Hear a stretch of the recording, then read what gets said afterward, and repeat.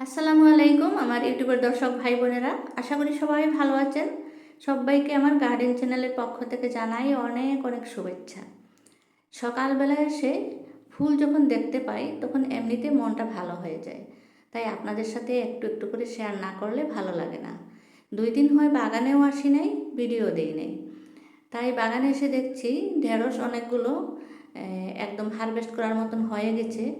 আর কিছু সবজিও হারভেস্ট করতে হবে। বাগানে অনেক ঘাস হয়েছে, অনেক ঘাস হয়েছে। ঘাসের সাথে একদম আর পারা যায় না, কারণ বৃষ্টি তো অনবরত। এই কয়েকদিন বৃষ্টি, তারপরে যদি একদিন রোদ হয়, সে রোদের দিন আবার বেশি রোদ হয়ে যায়, কাজও করা যায় না।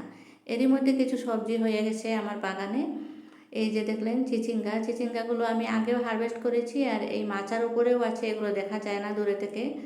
আগে হারভেস্ট করেছি, আরও কিছু হারভেস্ট করার মতন হয়ে গেছে। এই একটা সবজি খুব সহজেই ছাদ বাগানে করা যায়, খুব একটা যত্নের প্রয়োজন হয় না। আর এখান থেকে তিতা করলা অনেক খেয়েছি। আর এই যে দেখছেন ঢেঁড়স গাছটা, এই ঢেঁড়স গাছটা আমি ছোটোতে একটু কাটিং করে দিয়েছিলাম। তারপরে দেখুন 3টা ডাল বেরিয়েছে, 3 ডাল, 3 দিকে 3 ডাল, 1টা 2টা 3টা। এই যে দেখুন, এই 3 দিকেই ধরবে। আপনারা যদি ঢেঁড়স গাছ করে থাকেন তাহলে ছোটোতে উপর থেকে একটু কাটিং করে দেবেন, তাহলে দেখবেন ফল অনেক বেশি হবে।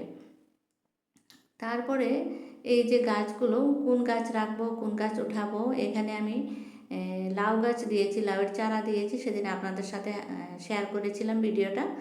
মাশাল্লাহ দেখুন গাছগুলো সুস্থ অবস্থায় আছে। আর একই বেডে আবার অন্য গাছ রয়েছে, সেটা কি উঠিয়ে ফেলে দেব না রাখবো, একটু কমেন্ট করে আমাকে জানাবেন। আমি কিন্তু বেশি পুরনো বাগানি নয়, আমি প্রায় নতুনই বলা যায়, 1 বছর 1.5 বছর হয় আমার বাগানে। এখানে মিষ্টি কুমড়ার গাছ হয়েছে। এই যে আমার এই লঙ্কার গাছগুলো পুরানো হয়ে গেছে, বৃষ্টিতে অনেক খারাপ হয়ে গেছে। আরও আমি নতুন করে লঙ্কার চারা করছি, সেই চারাগুলো বসিয়ে দেবো, আর এগুলো সব উঠিয়ে ফেলে দেবো। এই যে দেখুন কালো কালো হয়ে গেছে, লঙ্কার চারাগুলো মোটামুটি হয়েছে। আর এই যে দেখুন গেন্দাটা গত বছর ছিল বড় সাইজের হাজারি গেন্দা, এবছর এই গাছটাই এরকম কেন হলো বুঝতে পারলাম না। এখান থেকে ভেবেছিলাম আমি কাটিং করব, এবার কাটিং করলে তো এরকম ছোটো সাইজের হবে, তাই এটা থেকে আর কাটিং করব না। আর আমার এই যে চাল কুমড়াটা পেকে গেছে। আমার এক বোন আমাকে কমেন্টে জানিয়েছে যে আপু চাল কুমড়াটা মুরব্বা করেন, আমি ভাবছি তাই করব।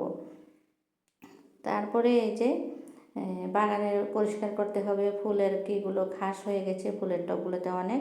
সবাই ভালো থাকুন, সুস্থ থাকুন।